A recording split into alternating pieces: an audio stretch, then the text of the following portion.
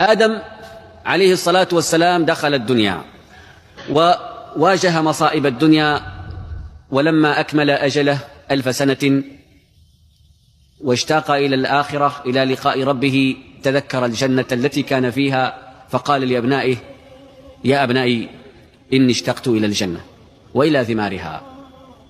قالوا: نأتيك بثمارها. قال: اذهبوا فتفرقوا وتحسسوا، فإن وجدتم من ثمارها شيئا فأتوني به. فتفرق أبناؤه يبحثون عن ثمرة من الجنة لأبيهم، فلما تفرقوا عنه ولم يبق معه إلا حواء نزل ملك الموت بثمرة من ثمار الجنة يعرفها آدم. قال: يا آدم هذه التي تريد؟ قال: نعم. قال: شمها.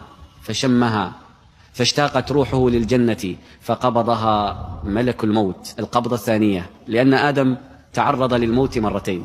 المرة الأولى زيد له في أجله، وذلك أن آدم لما كان بعد هبوطه في عرفة وأظهر الله له ذريته كلهم أجمعون، رأى من بينهم رجلا وضيئا. قال: يا رب من هذا؟ قال: هذا ابنك داود.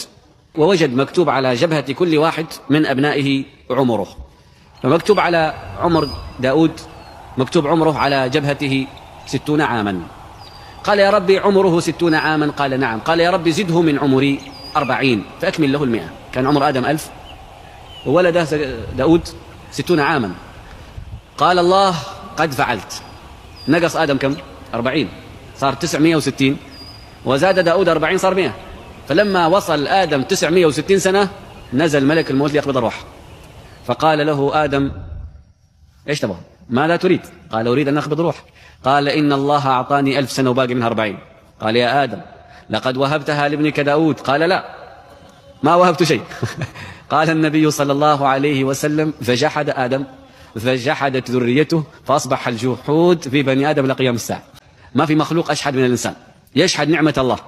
ألم نجعل له عينين ولسانا وشفتين وهديناه النجدين وإن تعدوا نعمة الله لا تحصوها. ومع ذلك إذا أصابته مصيبة الله المستعان. يا أخي هذا ابتلاء، لكن انظر إلى النعم، هل تستطيع عدها؟